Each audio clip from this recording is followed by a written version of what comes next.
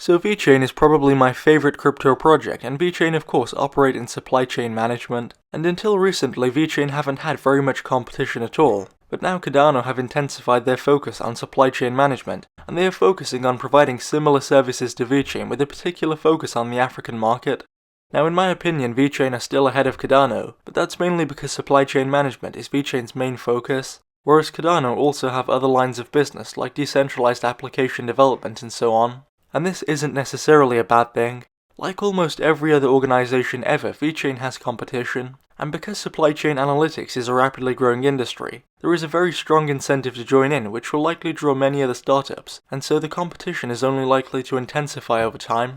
But then again, this is only one side of the equation. On the other hand, the industry is growing so quickly that there is plenty of growth to go around. And because the industry is growing at such a quick rate, there isn't a direct necessity to compete with other organizations, as if each big player specializes in their own niche area, they will likely see more than adequate growth for the foreseeable future. If we were operating in an area like the newspaper business, where every year there is negative growth in volume, or even an industry where there is very low growth, the only way to attract new trade is to compete directly with other organizations and companies and try and take their customers, which will then lead to price wars and so on. But in an industry like supply chain analytics, which is growing quickly, there is so much new growth to go around every year, that it's probably better to focus on the new trade which is naturally flowing to each project every year, rather than trying to take the customers of other projects. And for that reason, I'm not really worried about Cardano increasing their focus on supply chain analytics, and it's not as if we didn't expect more competition to enter the business over time.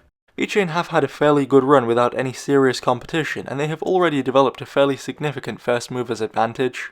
And even then, I'm a vet and ADA investor, so even if Cardano do begin to catch up on VeChain in this particular area, I'd still benefit from that gain. But between Cardano and VeChain, as far as blockchain-based supply chain analytics is concerned, these two projects are way in front and way ahead of anybody else. And with the combined partnerships and combined experience and brand value and believability, these two projects are in my opinion two very good long-term candidates.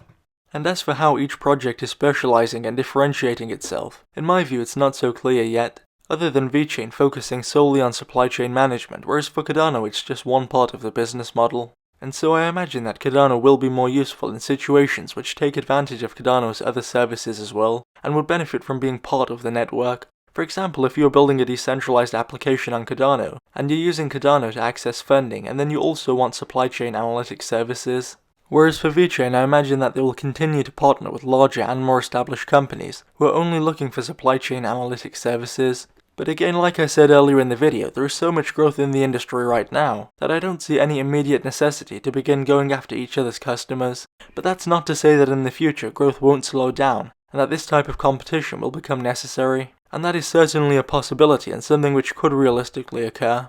Although I for one do not think that it will happen in the foreseeable future, especially as Cardano are focusing their resources in Africa and particularly on the coffee market. Whereas VeChain have partnered with companies like Walmart China and BMW and other large Western multinationals, and so the target market that each platform is pursuing is for the meanwhile very different, and I think that this will help to minimize the amount of overlap and friction that the two experience from each other.